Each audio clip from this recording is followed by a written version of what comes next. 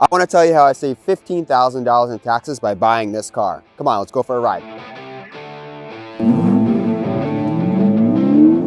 Hey, what's going on, guys? It's Mike from Sky's the Limit, and today I want to talk to you about Section 179 of the IRS tax code, which is bonus depreciation, and that's exactly what I used to buy this 2022 BMW X5 M50. First, I'm a huge car guy, if you don't already know.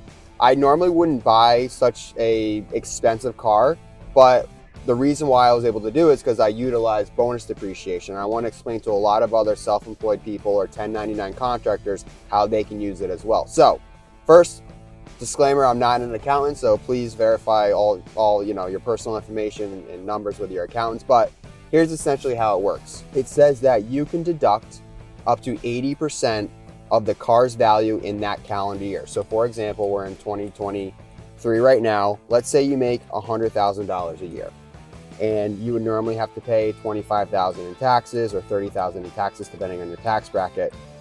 If you buy a car, and there's very specific rules that the IRS makes you abide by, but it's if you buy a car that's over 6,000 pounds gross volume weight, and you 100% use it for business purposes, you can deduct up to 80% of that car's value off your income. So you make $100,000 a year, you buy a $60,000 car, the IRS is going to give you $48,000. That's 80% of $60,000.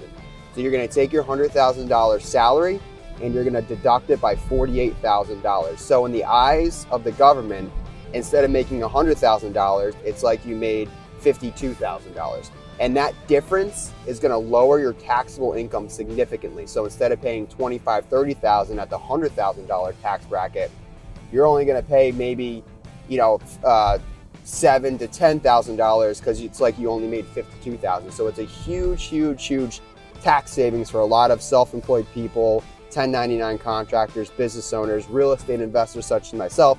I use this car for 100% business use, and I can deduct the entire amount in the calendar year that I bought it in. Now, if you can finance the car, you can buy it outright, and you can't lease it. You do not get the deduction if you lease the car. You can write off that lease amount every month. The IRS does not give you the whole deduction, so it's really important to know you can buy it outright or you can finance it, like I financed this, but I'm able to take, so if I paid $60,000 for this car, I can deduct my income by $48,000, which puts me in an entirely different lower tax bracket, thus saving me, in my case, it's gonna save me over $15,000. So that's one of the reasons why I bought this car. I'm also a huge car guy.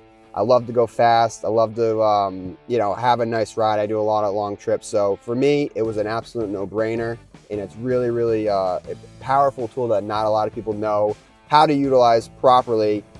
Because if you ever get audited, you want to show that everything was done up to code. So please be sure to check with your local accountant to see how much tax savings they can do a projection for me. I paid my accountant $300. He did he took my total income for the year. He figured out, okay, if you bought a $60,000 car, you're going to lower your taxes by this much, thus saving you $15,000. So well worth the money. Check with your local accountant. And the important things to know is you have to buy a car. It has to be for 100% business use to get the full write-off, and it has to be over 6,000 pounds GVW, gross volume weight. So check those two things, and be sure to like and subscribe if you want to see more content like this.